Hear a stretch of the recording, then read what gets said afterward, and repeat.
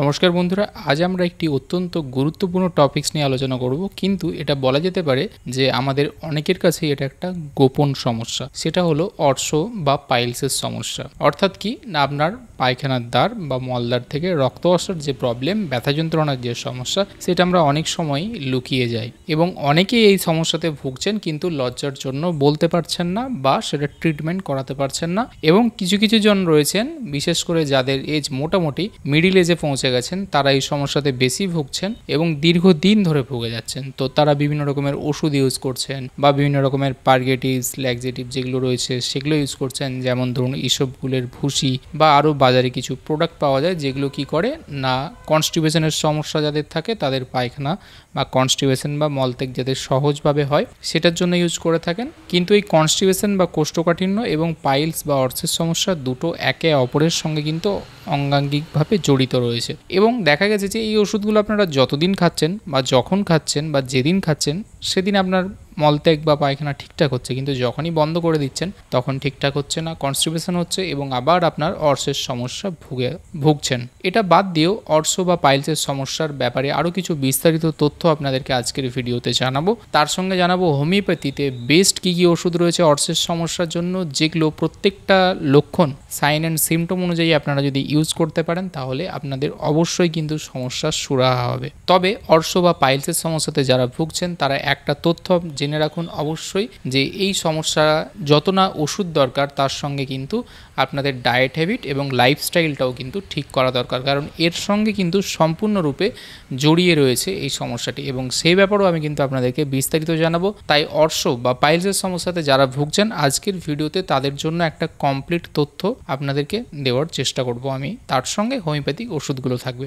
তাই আজকের ভিডিওটি অত্যন্ত গুরুত্বপূর্ণ এবং ইনফরমেটিভ হতে চলেছে। ভিডিওটি আপনাদেরকে শেষ পর্যন্ত দেখার অনুরোধ রইল। প্রথমত একদম সহজ একটা ব্যাপার, যে আমরা বুঝবো কি করে যে আমাদের অর্শ বা পাইলসের সমস্যা হয়েছে। একদম খুব ডিটেলস বা ডিপলি আমি কিছু আলোচনা করব, যার সহজ ব্যাপার আপনারা মাথায় রাখবেন, যে আপনি মলত্যাগ করছেন তখন যদি আপনার সেই সময় ব্যথা যন্ত্রণা থাকে, তার সঙ্গে মলের সঙ্গে যদি রক্ত যায় এবং জ্বালা যন্ত্রণা থাকে পায়খানার দ্বারে বা রেকটাম রিজিয়নে, ব্যথা, চুলকানি, ফোলাভাব থাকে, তাহলে প্রাথমিকভাবে আপনার অর্শের সমস্যা বা পাইলসের সমস্যা হয়েছে, আপনি সেটা বুঝতে পারবেন। অর্শ বলতে মূলত হচ্ছে আমাদের যে রেকটাম রিজিয়ন রয়েছে বা মলদ্বার রয়েছে, সেখানে খুব সুপারফিশিয়ালি কিন্তু ভেন রয়েছে এবং সেইগুলো যখন প্রদাহ বা ইনফ্লামেশন হয়, সেটা মূলত সব থেকে হওয়ার প্রধান কারণ কি না, কনস্টিপেশন বা কোষ্ঠকাঠিন্য, অর্থাৎ পায়খানা আপনার খুব শক্ত হচ্ছে, অনেক জোরে আপনাকে বেগ দিতে হচ্ছে, এটার জন্যই প্রধানত হয়ে থাকে এবং এই চাপের ফলে সেই জায়গাতে কিন্তু এই ইনফ্লামেশনটা তৈরি হয়। এর সঙ্গে ব্যথা,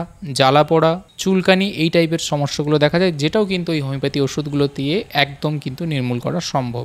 এক্ষেত্রে প্রথমেই ভিডিও শুরুতে বলেছিলাম যে শুধু ওষুধ না, আপনার কিছু কিছু ব্যাপার মাথায় রাখা প্রয়োজন, বিশেষ করে আপনার লাইফস্টাইল এবং খাদ্যাভ্যাস। যেমন ধরুন, আপনাকে পর্যাপ্ত পরিমাণে জল পান করতে হবে, সারাদিনে যেন 8 থেকে 10 গ্লাস জল হয়। দ্বিতীয়ত হচ্ছে আপনার খাদ্য তালিকার মধ্যে আঁশযুক্ত খাবার, সবজি, ফল, আঁশযুক্ত খাবার যেগুলো রয়েছে সেগুলো আপনাকে বেশি পরিমাণে আপনার খাদ্য তালিকায় রাখতে হবে।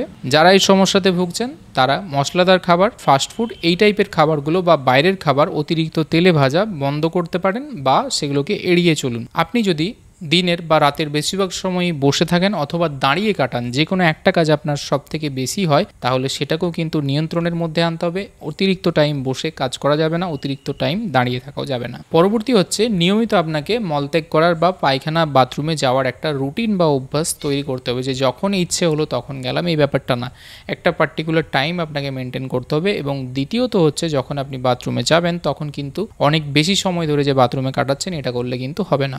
এছাড়া আপনার ওজন যদি বেশি হয় অথবা স্বাস্থ্যকর ওজন রাখা অবশ্যই উচিত, কারণ ওজন যাদের বেশি তাদেরও দেখা গেছে এই সমস্যাতে কিন্তু তারা ভোগেন। সুতরাং এই কটা ব্যাপার ছিল যেগুলো আপনাদেরকে অতি অবশ্যই মেনে চলতে হবে। এবারে আমি আপনাদেরকে জানাবো হোমিওপ্যাথির সেরা 8টি ওষুধ, যেগুলো এই সমস্যার জন্য সব থেকে কার্যকর এবং প্রত্যেকটি ওষুধেরই নিজস্ব লক্ষণ, সাইন অ্যান্ড সিমটম রয়েছে।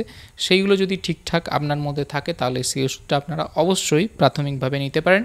ভিডিও শেষে একদম জানিয়ে দেবো প্রাথমিকভাবে আপনারা যদি শুরু করতে চান তাহলে কিভাবে খাবেন। প্রথম যে ওষুধের কথা বলবো সেটা হলো অ্যাসকুলাস। এই ওষুধটি এই পাইলস অর্সের সমস্যার জন্য একটি দুর্দান্ত কার্যকরী ওষুধ, বিশেষ করে যেখানে মনে রাখবেন যে রক্ত বেরোচ্ছে না পাইলস বা অর্সের সমস্যাতে, রক্তপাতহীন কিন্তু ব্যথা যন্ত্রণা রয়েছে মলদ্বার বা রেকটাম রিজিয়নে এবং আপনার কোমরে ব্যথা যন্ত্রণা রয়েছে এবং এই ব্যথাটা মলত্যাগ যখন করছেন বা তারপরে বেশ কিছুক্ষণ এই যন্ত্রণা বা ব্যথা থেকে যাচ্ছে, এই রেকটাম রিজনে যাদের প্রচণ্ড পরিমাণে যন্ত্রণা রয়েছে, ফুলে রয়েছে, একদম ইনফ্লামেশন প্রদাহ রয়েছে, কিন্তু ব্লিডিং অতটা নেই বা ব্লিডিং নেই বললেই চলে, তাদের জন্য অ্যাসকুলাস এই ওষুধটি দুর্দান্ত কার্যকর। দ্বিতীয় ওষুধ হলো নাক্স ভূমিকা। নাক্স ভূমিকা ওষুধটি কাদের জন্য সব থেকে কার্যকর? যাদের পাইলস বা অর্চের সমস্যা রয়েছে এবং এই পাইলস বা অর্চের সমস্যা হওয়ার প্রধান কারণ হলো তাদের কোষ্ঠকাঠিন্য বা কনস্টিপেশনের সমস্যাতে ভুগছেন। এনাদের মধ্যে মলত্যাগের যে একটা বেগ বা ইচ্ছে আসে, সেই ব্যাপারটা একদম চলে যায়, অর্থাৎ মলত্যাগের কোনো ইচ্ছে বা বেগ নেই। তার সঙ্গে কনস্টিপেশন, যখন মলত্যাগ করছেন তখন মনে হচ্ছে যেন পায়খানা অনেক শক্ত হচ্ছে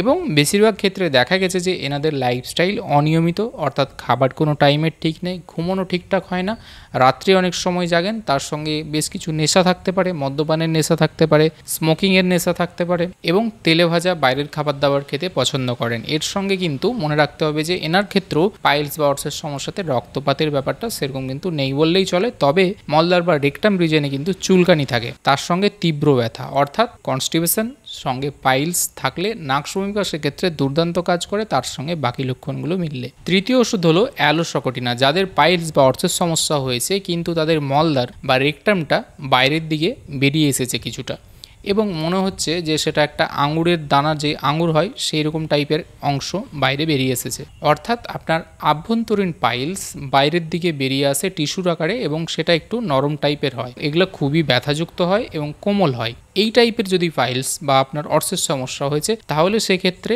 অ্যালোসকটিনা একদম one of the best medicine. তার সঙ্গে রেকটামের রিজিয়নে তীব্র চুলকানিও থাকতে পারে। এই টাইপের লক্ষণগুলো থাকলে তাহলে সেক্ষেত্রে আপনারা অ্যালোসকটিনা এই ওষুধটি ইউজ করতে পারেন। এবারে চলে আসছি কিছু যে ব্লিডিং পাইলস, অর্থাৎ আমরা অর্শ বা পাইলসে আগেই জেনেছি যে রক্তপাত হবে, সেক্ষেত্রে সর্বপ্রথম যে ওষুধটির কথা বলবো যে যাদের রক্তপাত হচ্ছে তাদের জন্য হেমামালিশ। যেসব পাইলস বা অর্চের সমস্যাতে রক্তপাত হচ্ছে এবং বেশ ভালো পরিমাণেই হচ্ছে মাঝে মধ্যে, তাদের জন্য হেমামালিশ one of the best medicine. এই হেমামালিশ ওষুধটি রক্তপাতের ব্যাপারটাকে অসাধারণভাবে নিয়ন্ত্রণ করতে পারে। মূলত এক্ষেত্রে পাইলসের সমস্যা আভ্যন্তরীণ বা ইন্টারনাল হয়, তার সঙ্গে রক্তপাত হলো ব্যথা যন্ত্রণার যে পরিমাণ সেটা কিন্তু ততটা বেশি থাকে না, অর্থাৎ ব্যথাহীন রক্তপাত যুক্ত পাইলসের সমস্যা, এই তিনটি বিষয় থাকলে সেক্ষেত্রে হেমামালিশকে সবার প্রথমে আপনারা চয়েস করতে পারেন। নেক্সট ওষুধ হলো আমাদের কলিনসোনিয়া। কলিনসোনিয়ার ক্ষেত্রে যে লক্ষণ থাকবে যে যাদের কোষ্ঠকাঠিন্য একদম অন্যরকম পর্যায়ে চলে গেছে, মল বাইরে বেরিয়ে আসতেই চাইছে না, মল শুষ্ক হয়ে গেছে, শুকনো হয়ে গেছে, ড্রাই হয়ে গেছে, যখন আপনি মলত্যাগ করছেন তখন প্রচণ্ড পরিমাণে ব্যথা যন্ত্রণা হচ্ছে এবং আপনার অর্শ বা পাইলসের যে সমস্যা হয়েছে এবং রেকটামটা পুরো মনে হচ্ছে যেন বাইরের দিকে বেরিয়ে আসছে।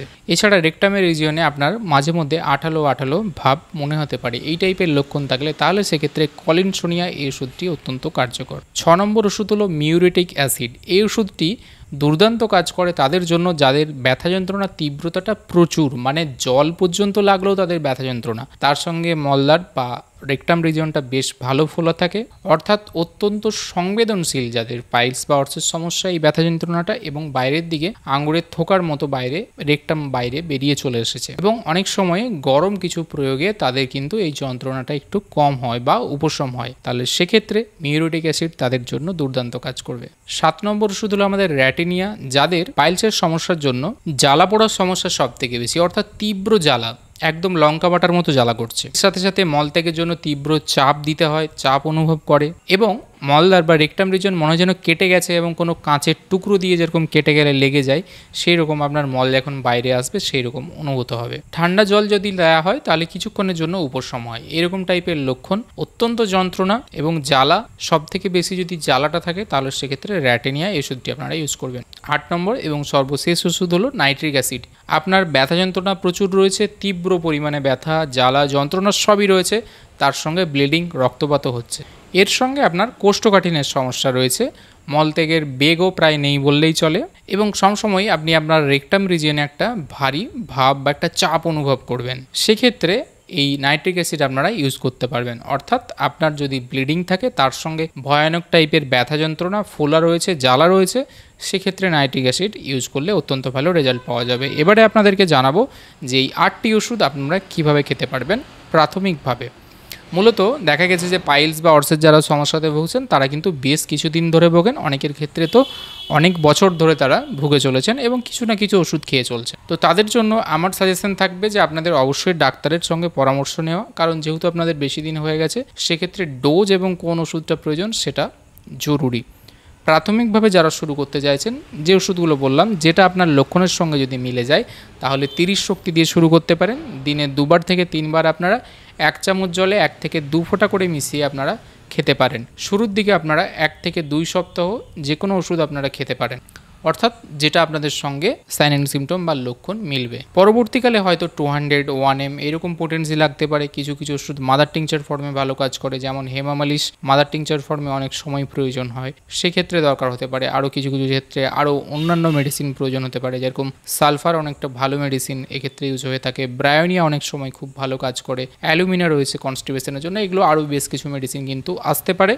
কিন্তু জাস্ট আমি 8টা ওষুধ আপনাদেরকে জানালাম যেগুলো পাইলস অর্সের সমস্যার জন্য একদম টপ গ্রেডেড মেডিসিন, দুর্দান্ত কাজ করে। সুতরাং আজকের ভিডিওটি এই পর্যন্ত হলো বন্ধুরা। আশা করি ভিডিওটি আপনাদের ভালো লেগে থাকবে এবং উপকার আসবে। ভিডিওটি যদি ভালো লেগে থাকে এবং উপকারে আসে তাহলে অবশ্যই লাইক করবেন, কমেন্ট করবেন এবং শেয়ার করবেন আপনাদের বন্ধু বান্ধবদের সঙ্গে। দেখা হবে পরে আবার এরকম একটি ভিডিওতে। ততদিন ভালো থাকবেন, সুস্থ থাকবেন। ধন্যবাদ।